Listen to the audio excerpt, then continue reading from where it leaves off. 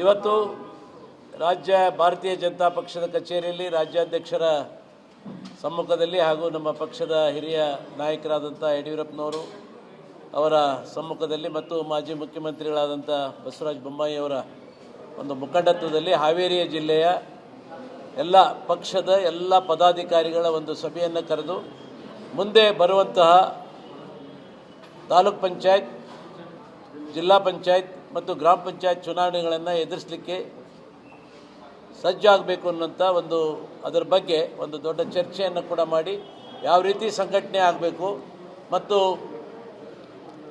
ರಾಮ್ಜಿ ಅದರ ಬಗ್ಗೆ ಪ್ರಚಾರವನ್ನು ಮಾಡಬೇಕು ಮತ್ತು ಇವತ್ತು ಕಾಂಗ್ರೆಸ್ ಪಕ್ಷದ ವಿಫಲತೆ ಏನಿದೆ ಅದನ್ನು ಜನರಿಗೆ ಎತ್ತಿ ತೋರಿಸುವಂಥ ಕೆಲಸ ಆಗಬೇಕು ಮತ್ತು ಜಿಲ್ಲಾ ಪಂಚಾಯತ್, ತಾಲೂಕ್ ಪಂಚಾಯತ್, ಗ್ರಾಮ ಪಂಚಾಯತಿಗಳನ್ನು ಭಾರತೀಯ ಜನತಾ ಪಕ್ಷದ ವಶಕ್ಕೆ ಪಡ್ಕೊಳ್ಳೋ ಬಗ್ಗೆ ಎಲ್ಲ ತಂತ್ರಗಾರಿಕೆಯನ್ನು ಮಾಡಬೇಕು ಅನ್ನೋಂಥ ಬಗ್ಗೆ ಚರ್ಚೆ ಆಯಿತು. ಚರ್ಚೆ ಭಾಳ ಫಲಪ್ರದವಾಗಿದೆ. ಇದರಿಂದ ನಮ್ಮ ಕಾರ್ಯಕರ್ತರಿಗೆ, ಪದಾಧಿಕಾರಿಗಳಿಗೆ ಒಂದು ಹುಮ್ಮಸ್ಸು ಬಂದಿದೆ. ಖಂಡಿತವಾಗಿ ಹಾವೇರಿ ಜಿಲ್ಲೆಯಲ್ಲಿ ಮುಂದಿನ ದಿನಗಳಲ್ಲಿ ನಾವು ಭಾರತೀಯ ಜನತಾ ಪಕ್ಷದ ಪತಾಕೆಯನ್ನು ಎತ್ತಿ ಹಿಡಿಯುವಂಥ ಕೆಲಸವನ್ನು ಮಾಡ್ತೀವಿ. ಹಾವೇರಿ ಜಿಲ್ಲೆಯಲ್ಲಿ ಯಾವ ಸಮಸ್ಯೆಗಳು ಇಲ್ಲ. ಸಮಸ್ಯೆಗಳನ್ನು ನಾವು ಏನೇ ಇದ್ದರೂ ಕೂಡ ನಮ್ಮಲ್ಲೇ ಚರ್ಚೆ ಮಾಡ್ಕೊತೀವಿ ಹೊರತು ಅಂಥ ಯಾವುದೇ ಸಮಸ್ಯೆಗಳಿಲ್ಲ.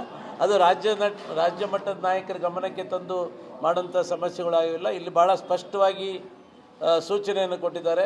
ಜಿಲ್ಲೆಯ ಕೋರ್ ಕಮಿಟಿ ಮಾಡಬೇಕು, ಜಿಲ್ಲೆಯ ಕೋರ್ ಕಮಿಟಿಯ ಮುಖಾಂತರವೇ ಪದಾಧಿಕಾರಿಗಳ ಒಂದು ಆಯ್ಕೆ ಆಗಬೇಕು ಅಂತೇಳಿ ಸೂಚನೆ ಕೊಟ್ಟಿದ್ದಾರೆ. ಅದನ್ನು ನಾವು ಖಂಡಿತ ಪಾಲನೆ ಮಾಡ್ತೀವಿ.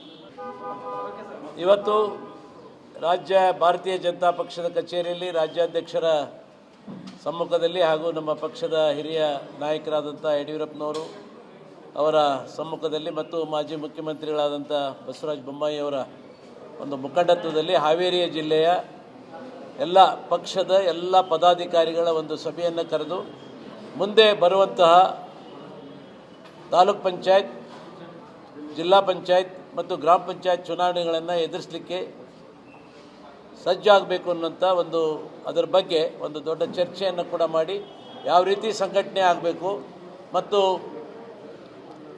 ರಾಮ್ಜಿ ಅದರ ಬಗ್ಗೆ ಪ್ರಚಾರವನ್ನು ಮಾಡಬೇಕು ಮತ್ತು ಇವತ್ತು ಕಾಂಗ್ರೆಸ್ ಪಕ್ಷದ ವಿಫಲತೆ ಏನಿದೆ ಅದನ್ನು ಜನರಿಗೆ ಎತ್ತಿ ತೋರಿಸುವಂಥ ಕೆಲಸ ಆಗಬೇಕು ಮತ್ತು ಜಿಲ್ಲಾ ಪಂಚಾಯತ್, ತಾಲೂಕ್ ಪಂಚಾಯತ್, ಗ್ರಾಮ ಪಂಚಾಯತಿಗಳನ್ನು ಭಾರತೀಯ ಜನತಾ ಪಕ್ಷದ ವಶಕ್ಕೆ ಪಡ್ಕೊಳ್ಳೋ ಬಗ್ಗೆ ಎಲ್ಲ ತಂತ್ರಗಾರಿಕೆಯನ್ನು ಮಾಡಬೇಕು ಅನ್ನೋಂಥ ಬಗ್ಗೆ ಚರ್ಚೆ ಆಯಿತು. ಚರ್ಚೆ ಭಾಳ ಫಲಪ್ರದವಾಗಿದೆ. ಇದರಿಂದ ನಮ್ಮ ಕಾರ್ಯಕರ್ತರಿಗೆ, ಪದಾಧಿಕಾರಿಗಳಿಗೆ ಒಂದು ಹುಮ್ಮಸ್ಸು ಬಂದಿದೆ. ಖಂಡಿತವಾಗಿ ಹಾವೇರಿ ಜಿಲ್ಲೆಯಲ್ಲಿ ಮುಂದಿನ ದಿನಗಳಲ್ಲಿ ನಾವು ಭಾರತೀಯ ಜನತಾ ಪಕ್ಷದ ಪತಾಕೆಯನ್ನು ಎತ್ತಿ ಹಿಡಿಯುವಂಥ ಕೆಲಸವನ್ನು ಮಾಡ್ತೀವಿ.